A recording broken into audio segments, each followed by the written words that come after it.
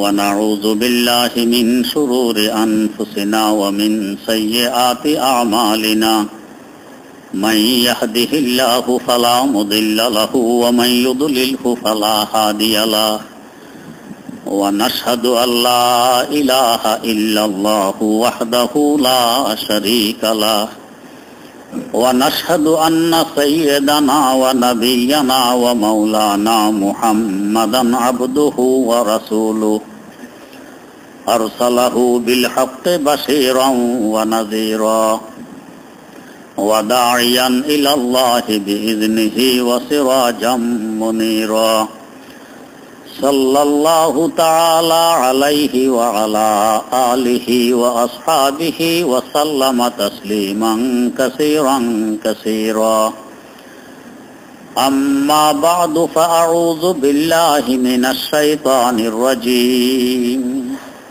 بسم الله الرحمن الرحيم وما خلقت الجن والإنس إلا ليعبدون صدق الله مولانا العظيم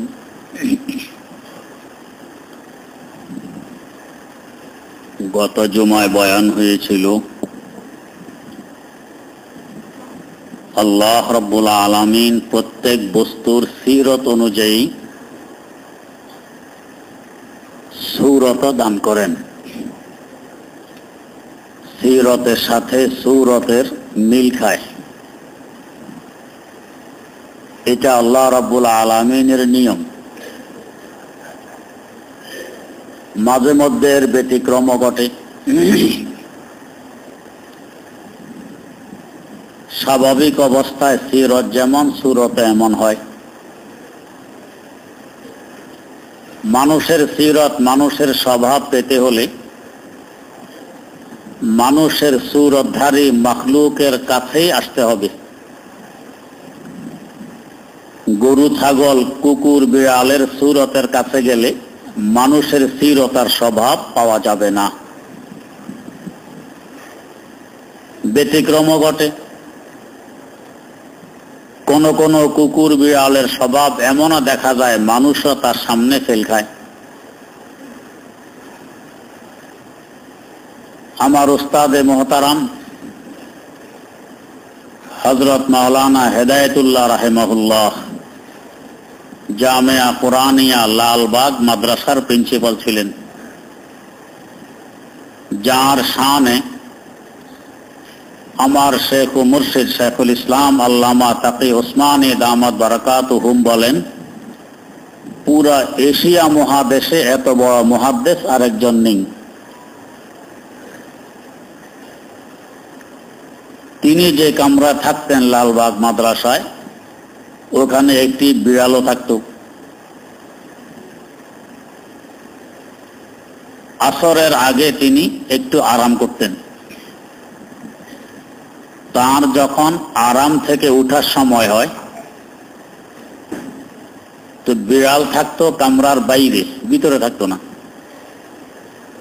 তো বাইরে যে দুয়ারের কড়া নটকে বিড়াল লাফ দিয়ে উঠে কড়ার মধ্যে বাড়ি মারত।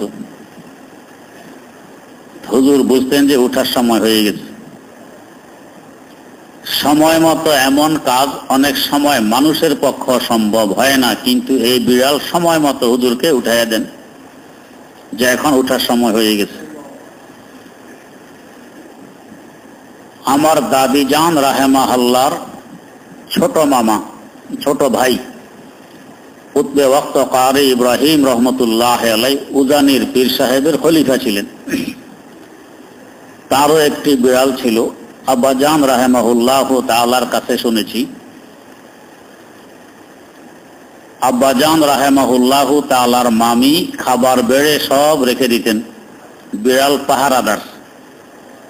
মাছও আছে, গোশতও আছে, শুটকিও থাকে, দুধও আছে, ভাতও আছে, সবকিছু আছে।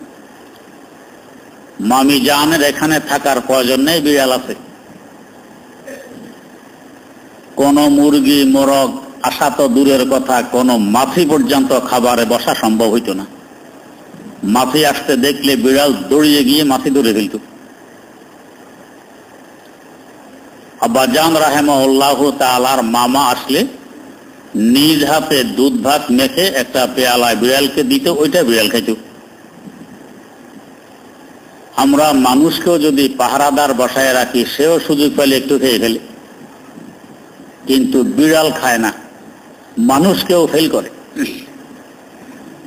তেমনি ভাবে কিছু মানুষ আছে, হায়ওয়ান জানোয়ারের স্বভাব, শুধু সূরত মানুষের দেখা যায়, কিন্তু তার অবস্থা ভাবসাব দেখলে হায়ওয়ান জানোয়ারও তার সামনে ফেল করে, এমন স্বভাব। আল্লাহ মাফ করুক। সাধারণ অবস্থায় সীরত অনুযায়ী আল্লাহ পাক সূরত দান করেন। কথাটি বুঝাইতে গিয়ে হাকিমুল ইসলাম আল্লামা কারি তৈয়ব সাহেব রাহিমাহুল্লাহু তাআলার উদ্ধৃতি দিয়ে বলেছিলাম, আমাদেরকে এই জগতে চলতে হলে প্রতি মুহূর্ত আল্লাহ রাব্বুল আলামিনের রহমতের প্রয়োজন। তার রহমত ছাড়া এক সেকেন্ড চলা আমাদের পক্ষে সম্ভব নয়। এখন আমি বিশ্ব চ্যাম্পিয়ন, দুইটি দস্ত হয়ে গেছে, একটু ভালো করে বিছানায় পড়ে গেছি, কোথায় গেল চ্যাম্পিয়নগিরি? আল্লাহ রাব্বুল আলামিনের রহমত প্রতি মুহূর্ত আমাদের প্রয়োজন, না হয় চলা সম্ভব নয়। রহমত আসার জন্য একটি কেন্দ্রের প্রয়োজন। ওই রহমত আর তাজাল্লি আসে সেই কেন্দ্রে, ওই কেন্দ্রটি হলো বাইতুল্লাহ শরীফ। ওখান থেকে সারা বিশ্বে ছড়িয়ে পড়ে। রহমত যে সেখানে আসে, তাজাল্লি যে সেখানে পড়ে, আমার আপনার চোখে ধরা পড়ে না। অনেক বস্তু আছে, বিশ্বাস করতে হবে, কিন্তু দেখা যায় না। এই জন্য অনেকে জিন বিশ্বাস করে না। জিন,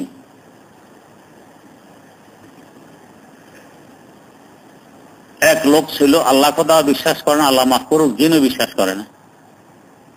এক জিনে তাকে পেয়ে পড়ছে, দেশে বিদেশে চিকিৎসা কত কিছু, কোন রোগ ধরা পড়ে না। বাধ্য হয়ে তার পাশে একজন বড় আলেম আল্লাহওয়ালা বুজুর্গ ছিলেন, তার কাছে এসে ধর্ণা দিল, হুজুর আমি জিন বিশ্বাস করি না, কিন্তু অসুস্থ, কোন পরীক্ষা নিরীক্ষায় আমার রোগ ধরা পড়ে না। শেষমেশ আপনার শরণাপন্ন হইলেন। হুজুর বললেন, এই সামান্য ব্যাপারে আমাকে নাক গলাইতে হবে না, আমার মুয়াজ্জিন যথেষ্ট। এতদিন তো বিশ্বাস করে না, আল্লাহ বিশ্বাস করে না, হুজুরে বিশ্বাস তো করার কথা, কিন্তু হুজুর বলতেছেন এই সামান্য কাজের জন্য আমাকে নাক গলাইতে হবে না, মুয়াজ্জিন যথেষ্ট। ওই লোকটা চিন্তিত হয়ে পড়ল, কি ব্যাপার, আমি লক্ষ লক্ষ টাকা ব্যয় করলাম,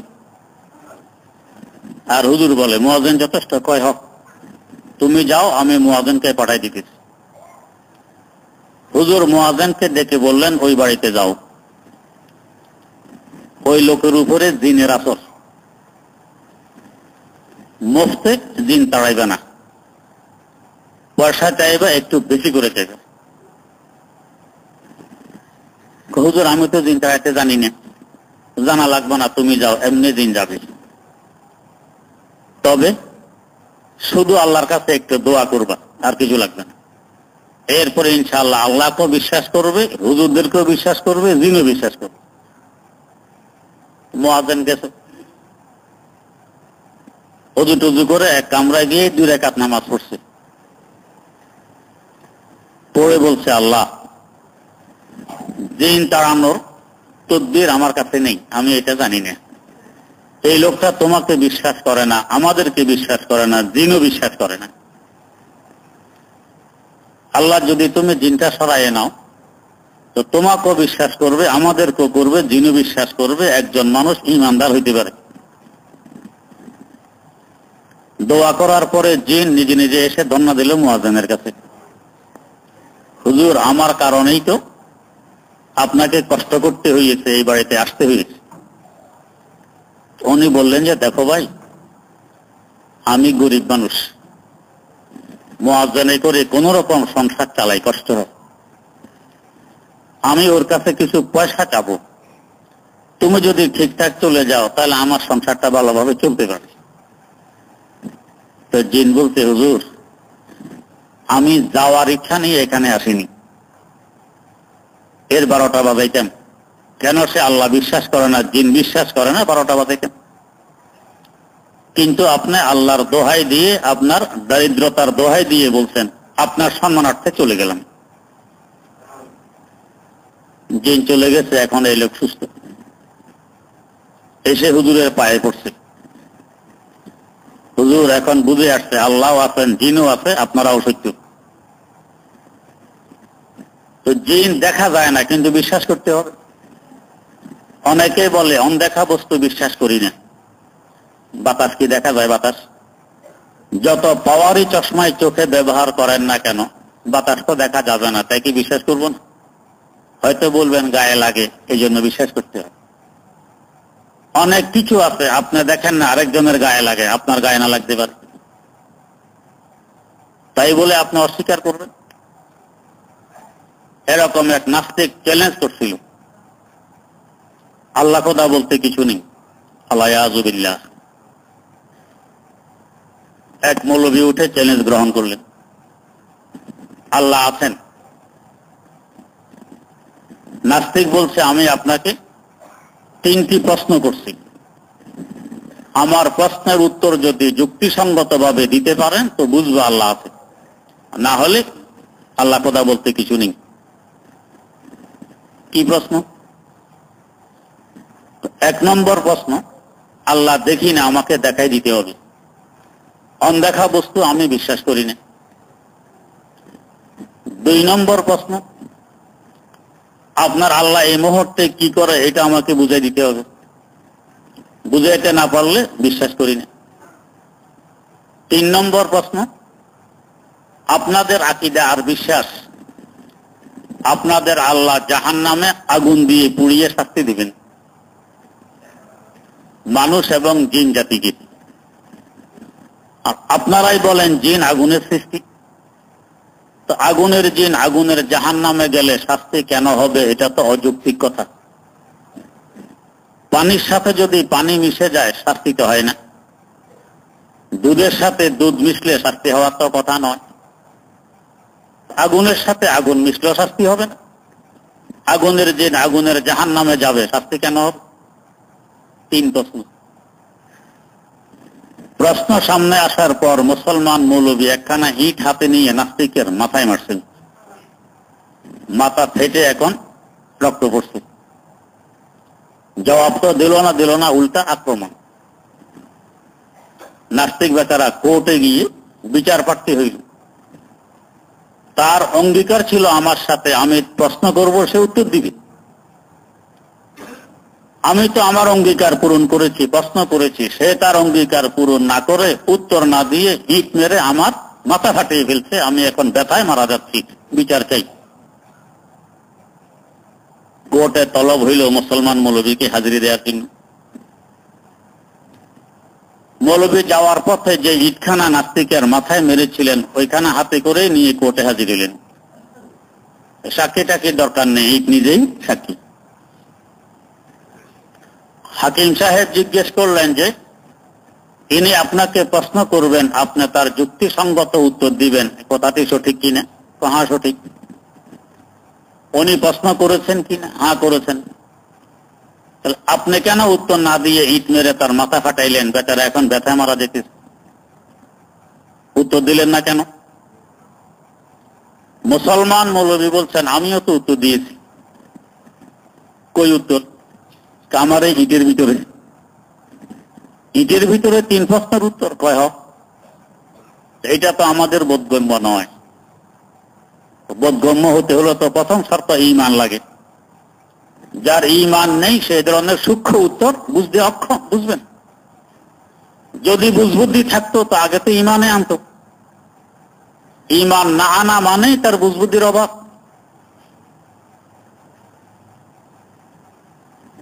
না হয় সামান্যতম একটা কাজ মিস্ত্রি ছাড়া, কারিগর ছাড়া হয় না। আরে বিশাল পৃথিবী, আসমান, গ্রহ, নক্ষত্র কারিগর ছাড়া হয়? হাকিম সাহেব বললেন, একটু বুঝিয়ে বলুন এটির ভিতরে আপনার প্রশ্নের উত্তর। বলছি, 1 নম্বর প্রশ্ন, অনদেখা বস্তু উনি বিশ্বাস করেন না। খোদা দেখাই দিতে হবে তারপরে বিশ্বাস করবেন, না হয় করবেন না অনদেখা বস্তু। উনি যে এখন বলতেছেন ব্যথায় উনি মারা যেতেছেন, আমি তো ব্যথা দেখি না, অনদেখা বস্তু আমি বিশ্বাস করি না। আমাকে ব্যথা দেখাই দিতে হবে, তবে বিশ্বাস করব উনি ব্যথায় মারা যেতেছেন। যদি দেখানো ছাড়া ব্যথা বিশ্বাস করতে হয়, দেখানো ছাড়া আমার আল্লাহকেও বিশ্বাস করতে হবে, দুইটার একটা। আচ্ছা, এটা বুঝলাম। 2 নম্বর তার প্রশ্ন ছিল, আমার আল্লাহ এই মুহূর্তে কি করেন তাকে দেখাই দিতে হবে। আমার আল্লাহ এই মুহূর্তে আমার মতো একজন মৌলবীর মাধ্যমে নাস্তিকের মাথায় ইট মারাইছেন, এটাই দেখাই দিলেন। আচ্ছা, এটা বুঝলাম। 3 নম্বর প্রশ্ন, আগুনের সৃষ্টি জিন, আগুনের জাহান্নামে গেলে শাস্তি কেন হবে, এটা ওনার বুঝে আসে না। এখন আমার প্রশ্ন, এই নাস্তিক তো মাটির সৃষ্টি, ইটখানাও মাটির তৈরি, মাটির তৈরি ইট, মাটির সৃষ্টি নাস্তিকের মাথায় লাগলে ব্যথা কেন হবে, শাস্তি কেন হবে? যদি মাটির তৈরি ইট, মাটির সৃষ্টি নাস্তিকের মাথায় লাগলে শাস্তি হতে পারে, ব্যথা হতে পারে, আগুনের সৃষ্টি জিন, আগুনের জাহান্নামে গেল শাস্তি হইতে পারে, ব্যথা হইতে পারে। অনদেখা বস্তু অনেকেই বিশ্বাস করে না, অনদেখা বহু বস্তু বিশ্বাস করতে হয় যে এটা আছে, অস্তিত্ব আছে। আল্লাহ রাব্বুল আলামিনের রহমত অহরহ অবতীর্ণ হয় বাইতুল্লাহ শরীফে, আমরা দেখি না, আমাদের সেই চক্ষু নেই। না হয় বাইতুল্লাহর বৈশিষ্ট্য হইল কাবা রাহার দম তাজাল্লিমি ফজুদ যা সব মসজুদ কুল মাখলুকে বুদ ইব ইখলাসাতে ইব্রাহিম বুদ। অহরহ আল্লাহ রাব্বুল আলামিনের তাজাল্লি আর রহমত সেখানে নাজিল হচ্ছে, অবতীর্ণ হচ্ছে। এই জন্য তো ওটার দিকে তাকাইয়ে বসে থাকলে বৃষ্টি রহমতের ভাগ পায়। রহমত এখানে পড়তেছে, বৃষ্টি রহমত এর দিকে আসবে যে তাকাইয়াছে। বাইতুল্লাহ শরীফের দিকে তাকাইয়ে থাকাও ইবাদত। এখানে আল্লাহ পাকের রহমত, আল্লাহ পাকের তাজাল্লি করতেছে। আমরা ওই রহমত আর তাজাল্লির দিকে ফিরেই আল্লাহ পাককে সিজদা করি। এটা তো হলো সিরত, রহমত আর তাজাল্লি এখানে আছে, এটা সিরত। সুরত সকলের চোখে ধরা পড়ে না। আল্লাহ রাব্বুল আলামিন তাকে সুরত দিলেন একটি ঘরের মাধ্যমে। 4 কোণাওয়ালা একটি ঘর, পাথর দ্বারা নির্মিত। ঘরের মাধ্যমে সুরত দিলেন, এখানে আমার তাজাল্লি অবতীর্ণ হয়, আমার রহমত নাজিল হয়। কিভাবে আল্লাহ রাব্বুল আলামিনের রহমত প্রথম থেকে এখানে অবতীর্ণ হইল, নাজিল হইল? হাকিমুল ইসলাম আল্লামা কারি তৈয়ব সাহেব রহমতুল্লাহ আলাইহি লেখেন, এই পৃথিবীটা প্রথমে ছিল শুধু পানি। এটাও কোন কোন কিতাবে লেখা আছে, একটি মুক্তা থেকে আল্লাহ পাক পানি বের করছেন। মুক্তা থেকে, মুক্তা হয় ছোট, হুকুম করলেন মুক্তা পানি বের করো। শক্ত কোন বস্তু, পাথর বলেন, মুক্তা বলেন, ইট বলেন, এর ভিতর থেকে পানি বের হয় না। পানি বের হয় নরম বস্তু থেকে, কলা গাছের ভিতর থেকে পানি বের হয়, আপেল, আঙ্গুর, নাশপাতি, এগুলোর ভিতর থেকে পানি বের হয়, আনারসের ভিতর থেকে পানি বের হয়, পাথর আর ইটের ভিতর থেকে পানি বের হয় না। কিন্তু আল্লাহ পাক অলৌকিক ভাবে, যাতে আমাদের ইয়াকিন আর বিশ্বাস বেশি হয়, মুক্তা থেকে পানি বের করলেন। এক অলৌকিক তো হইল মুক্তা শক্ত বস্তু, এর ভিতরে পানি নেই, সেখান থেকে পানি বের হয়। দ্বিতীয় অলৌকিক, মুক্তা হয় ছোট্ট, পানি বের হলে 1-8 ফোঁটা হয়তো বের হতে পারে যদি ভিতরে কোথাও থাকে, কিন্তু বের হচ্ছে তো হচ্ছে, আর বন্ধ নেই। এমন বিশাল একটি পানির চাকা হয়ে গেল, যেই চাকার আয়তন ছিল প্রায় 20 কোটি বর্গ মাইল। এত পানি একটি মুক্তা থেকে বেরিয়ে আসলো। ছোট্ট মুক্তা থেকে এত পানি কি করে বের হয়? আল্লাহ রাসূল সাল্লাল্লাহু আলাইহি ওয়াসাল্লাম হযরতে সাহাবায়ে কেরাম রাদিয়াল্লাহু তাআলা আনহুকে নিয়ে জিহাদে রওনা করছেন। প্রায় 300 মুজাহিদিন ইসলাম সফর অবস্থায় পানি কুড়িয়ে গেছে, কারোর কাছে পানি নেই। হুজুরের কাছে এসেই অভিযোগ দায়ের করলো, হুজুর পানি শেষ হয়ে গেছে, আমরা পিপাসায় কাতর, আমাদের ওট ভক্তি পিপাসায় কাতর, ওযু গোসলের প্রয়োজন। হুজুর বললেন, যার কাছে পানির যে পাত্র আছে এগুলো নিয়ে আসুক। পাত্র আনলো। হুজুর বললেন যে সব পাত্রগুলো একটি পাত্রে ঝাড়ো। কোন পাত্র থেকে আধা ফোঁটা, কোন পাত্র থেকে 1 ফোঁটা পানি পড়ছে, এক পাত্রে একটু পানি জমছে। হুজুর এই সামান্য পানিতে নিজের আঙ্গুল মোবারক রাখলেন, বাস পানি বাড়া আরম্ভ। বাড়তেছে তো বাড়তেছে, এখন এই পাত্র থেকে সাহাবায়ে কেরাম পানি নিয়ে নিয়ে সকলের পানির পাত্রগুলো ভর্তি করে নিলেন। ওট বকরিকে পান করানো হইল, গোসল করানো হইল, নিজেরা পান করলেন, ওযু গোসল ছাড়লেন। 300 সাহাবায়ে কেরামের সাক্ষী, মিথ্যা হওয়া তো সম্ভব নয়।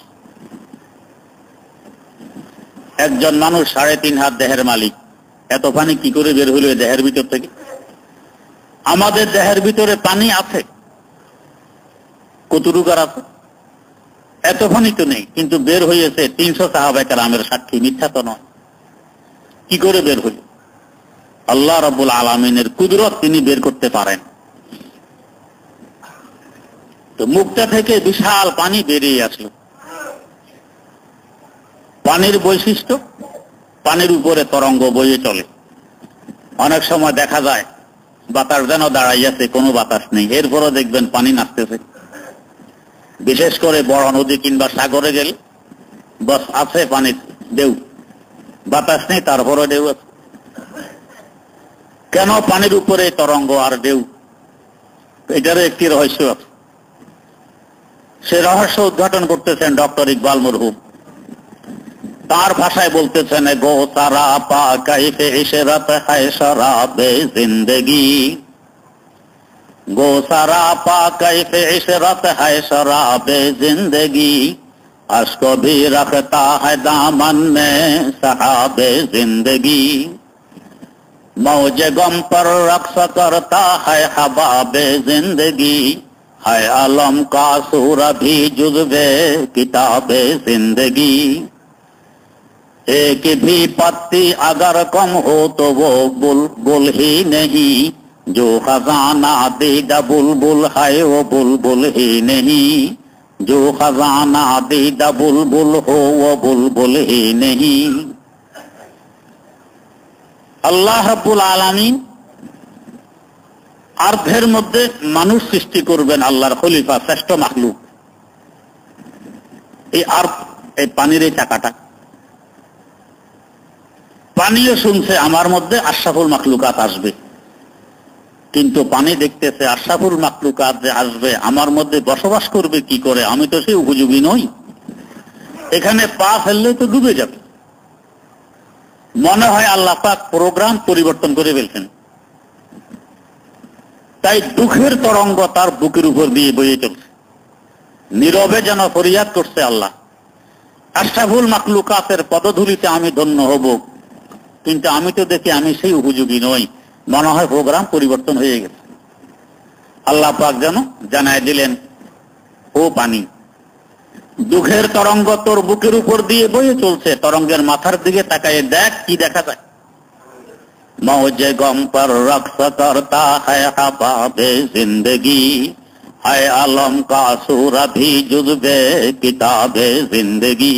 তো দেখো তোমার তরঙ্গের মাথায় পানির ঘুটকি, পানির ঝাঁক, পানির ফেনা যেন হাসতেছে। সূর্যের কিরণ পড়লে আরো খিলখিল করে হাসি ফুটে ওঠে।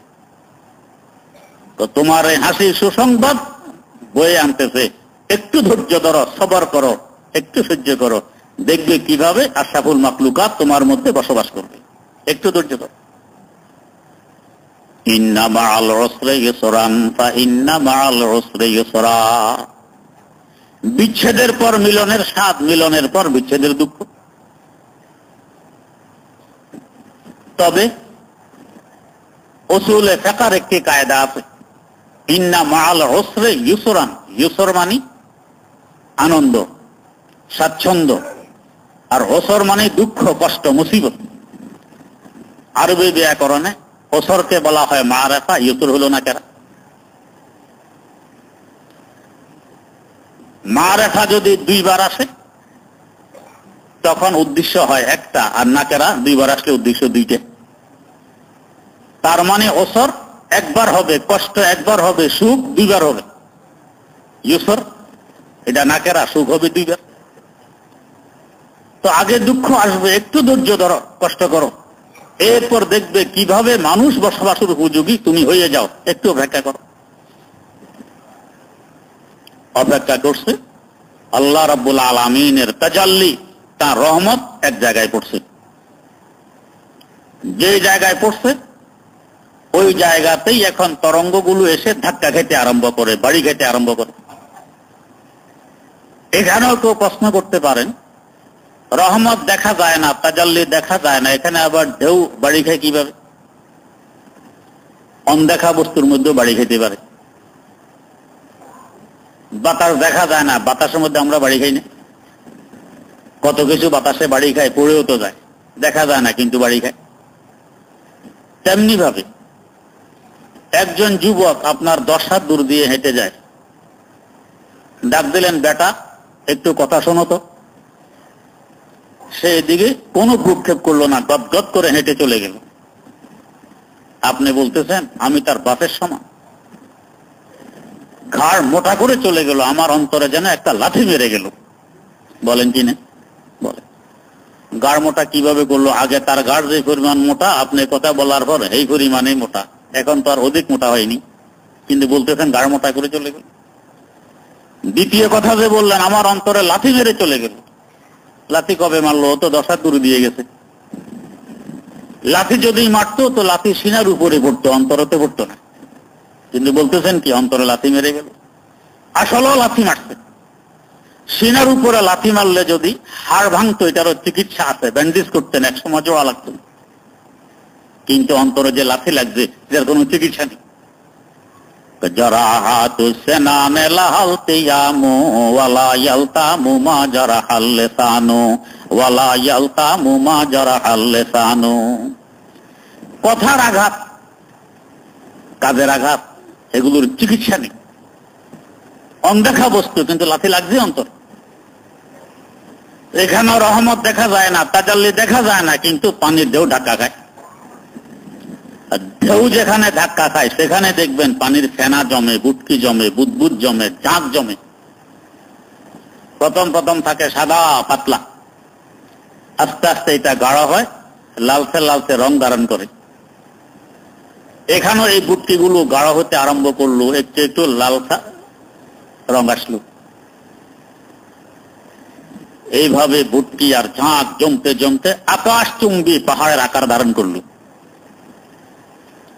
আল্লাহ রাব্বুল আলামিন এই পানির ফেনা আর বুটকিগুলো যেহেতু গাঢ় হয়ে গেছে, পিঠার মতো বেলে পানির উপরে বিছাই দিলেন। এটা হলো আমাদের জমি। কিন্তু পানির উপরে পাতলা কিছু থাকলে পানি যে নড়াচড়া করে তার সাথে ওইটাও নড়াচড়া করে। তো জমিনও নড়াচড়া করতেছে, এই নড়াচড়া অবস্থায় মানুষ বসবাস কিভাবে করবে? এখন যে মাঝে মধ্যে কোনো অংশে নড়াচড়া করে, তারপরও কি পরিমাণ ক্ষতি আমাদের হয়ে যায়। এক সুনামিতে 2.5 লক্ষ মানুষ প্রাণ হারাইছে, আর সারা বিশ্বব্যাপী নড়াচড়া করলে অবস্থা কি হইত? আল্লাহ রাব্বুল আলামিন নড়াচড়া বন্ধ করার ব্যবস্থা করলেন। ওয়াজআলনাল জিবালা আওতাদা, পাহাড় সৃষ্টি করে পাহাড়ের চারাক মেরে দিলাম জমিনের উপরে। তাই দেখা যায় যেই পাহাড়টি জমিনের উপরে যেই পরিমাণ, জমিনের নিচেও এই পরিমাণ। আল্লাহ পাক চারাক গেড়ে আটকাই দিলেন, নড়াচড়া বন্ধ হয়ে গেছে। হযরত শেখ সাদি রহমতুল্লাহ আলাইহির ভাষায়, জমি আজে তপে লরজা আমদ সুতু, জমি আজে তপে লরজা আমদ সুতু, ফেরো কোফতে বরদা মানাস মেহকে কো। পাহাড়ের পেরাকে জমিনে নড়াচড়া বন্ধ হয়ে গেল। এটা ওজনই। খালি নৌকা যে পরিমাণ ডোলে পানির উপরে, ভরা নৌকা এই পরিমাণ ডোলে না। মানুষ বসবাসের উপযোগী হইল। আল্লাহ রাব্বুল আলামিন এখনো মানুষ সৃষ্টি করেননি। যে যেখানে থাকবে ওইখানের সাথে তার কিছু মিল মিলাপ, তার কিছু আকর্ষণ, তার আন্তরিকতা থাকা আবশ্যক, না হলে থাকা কঠিন। যে জায়গার সাথে আপনার মিল খায় না, আন্তরিকতা হয় না, ওইখানে থাকাও সম্ভব হয় না। যেহেতু মানুষ জমিনে থাকবে, আরদে থাকবে, এটার সাথে আন্তরিকতার প্রয়োজন, মিল মিলাপের প্রয়োজন। আল্লাহ রাব্বুল আলামিন মানুষের আন্তরিকতার মিল মিলাপের ব্যবস্থাও করলেন। কিভাবে করলেন? আল্লাহ রাব্বুল আলামিন তৌফিক দিলে ইনশাআল্লাহ আগামী জুমায় বয়ান হবে। সুবহানাল্লাহি ওয়া বিহামদিহি, সুবহানাকাল্লাহুম্মা ওয়া বিহামদিক, আশহাদু আল্লা ইলাহা ইল্লা আনতা, আস্তাগফিরুকা ওয়া আতুবু ইলাইক।